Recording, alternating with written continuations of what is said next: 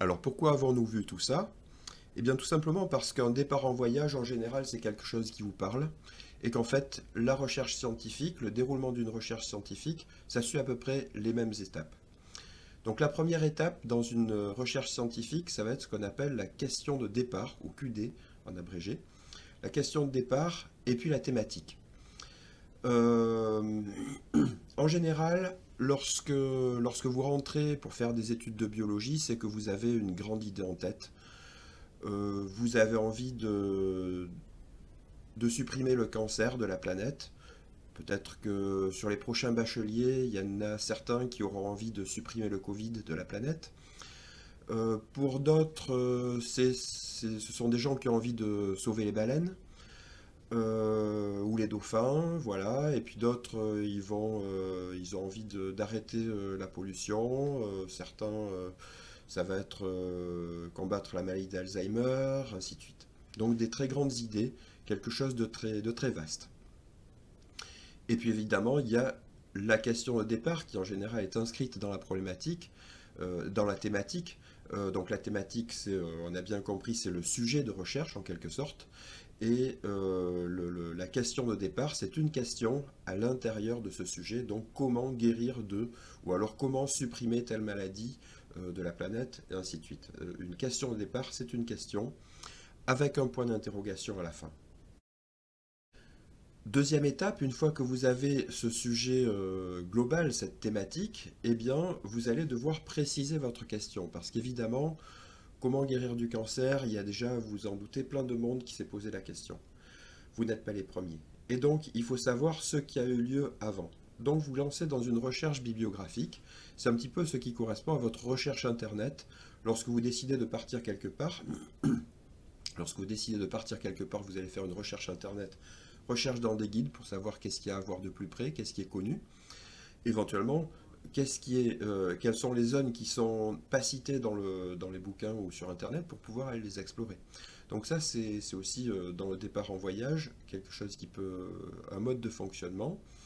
Et en recherche scientifique, c'est exactement pareil. C'est-à-dire que d'une part, vous allez trouver des questions qui ont déjà été abordées, des réponses qui ont été trouvées.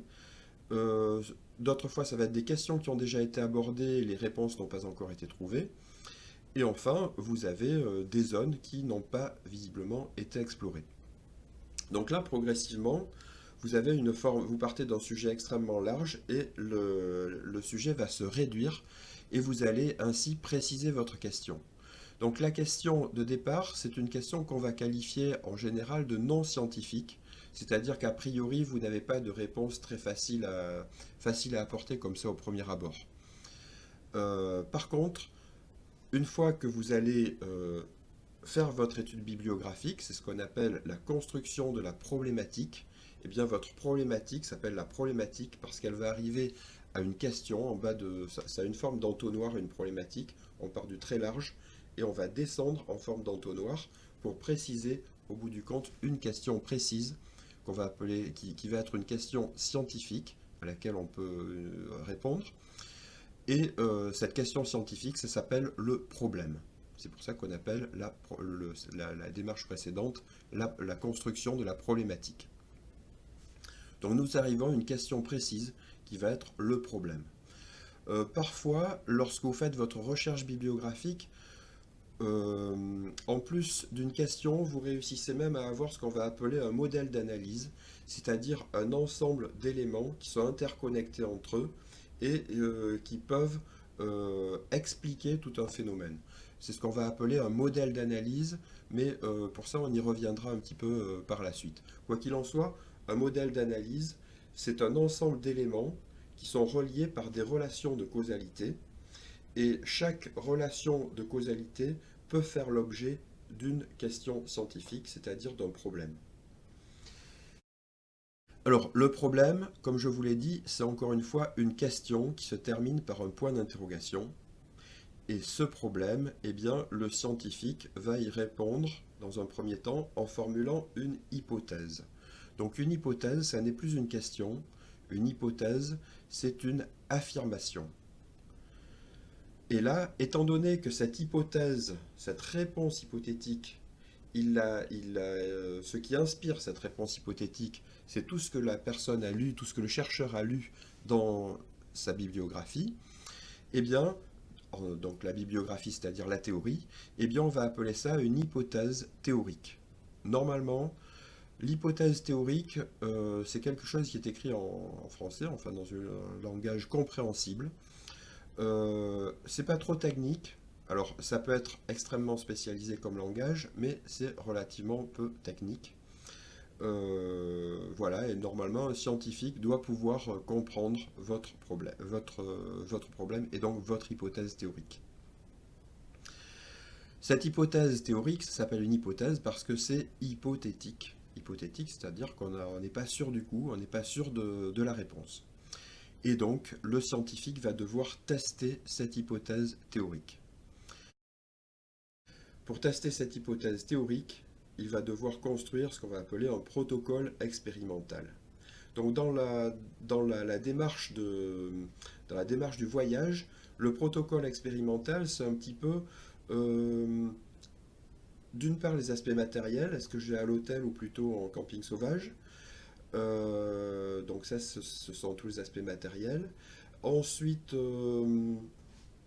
dans le protocole expérimental, vous allez trouver le type de sujet, enfin le type d'individu que vous allez approcher. Est-ce que vous allez travailler sur des cellules, sur des souris, sur des êtres humains?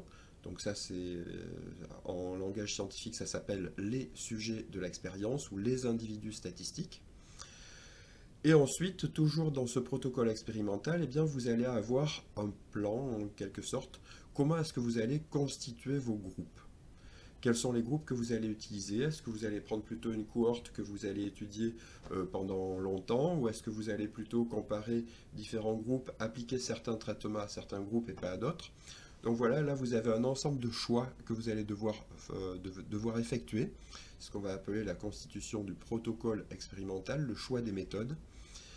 Et là, eh bien, ces méthodes, vous devez vous débrouiller pour qu'au final, elles répondent à la question qui a été dictée dans le problème. Donc pour prendre un exemple très concret, on va imaginer qu'on veut tester l'effet d'un sirop contre la toux. L'hypothèse théorique, ça va être que le sirop fait diminuer la toux. C'est bien une affirmation, le sirop fait diminuer la toux. C'est pas une question. Maintenant, vous allez mettre en place un protocole. Là, le protocole, il est très facile à imaginer. On peut imaginer qu'on va comparer le nombre de fois que des individus toussent sans le sirop, et on va comparer un groupe d'individus qui n'ont pas pris le sirop avec un groupe d'individus qui aura pris le sirop, et on peut imaginer, si ça marche, si ce sirop est efficace, on peut imaginer que ceux qui ont pris le sirop vont moins tousser que les individus qui n'ont pas pris le sirop. Donc le protocole, ça va consister à prendre des individus. Ces individus à un groupe, donc on va les répartir aléatoirement dans deux groupes. À un groupe, on va leur administrer le sirop. À l'autre groupe, on ne leur administre pas le sirop. On compte le nombre de fois qu'ils toussent et on peut s'attendre à ce que le groupe qui a reçu le sirop tousse moins que le groupe qui n'a pas reçu le sirop. Donc là, je ne sais pas si vous vous rendez compte, mais on a glissé d'une hypothèse théorique vers un protocole.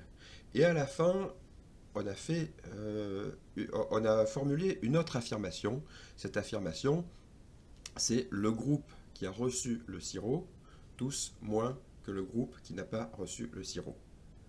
Eh bien, ça, c'est quelque chose qui ressemble à l'hypothèse théorique, mais ça ressemble à une hypothèse théorique, mais c'est une hypothèse théorique qui a été transformée par le protocole. D'une hypothèse théorique, le sirop fait diminuer la toux. À partir du moment où on a un protocole, où on a défini ce protocole, eh bien nous avons une nouvelle hypothèse, une transformation de l'hypothèse théorique. On va appeler ça une hypothèse opérationnelle.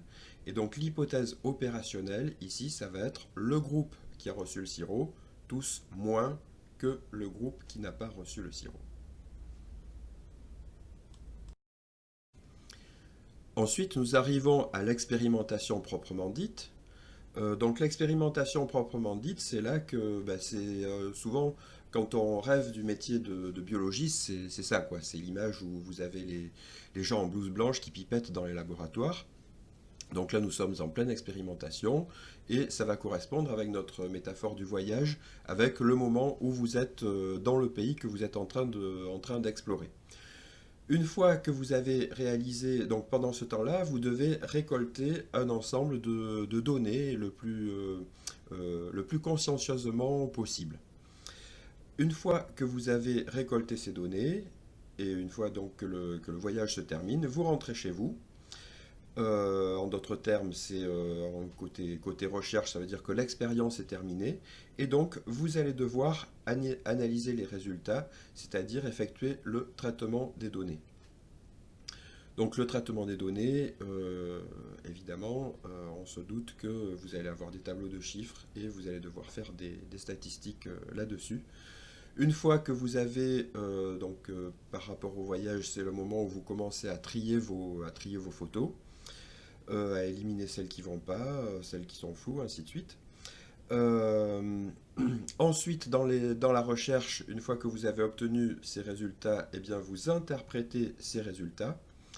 Et enfin, une fois que les résultats, une fois que vous vous êtes fait un avis, que vous avez interprété vos résultats, c'est-à-dire que vous êtes fait une opinion sur le oui ou non, mes hypothèses théoriques sont vérifiées ou je ne peux pas les accepter, et bien dans ce cas, vous devez communiquer vos résultats. Donc c'est la dernière étape de la recherche. Donc la communication des résultats, c'est là que vous montrez les photos à vos amis.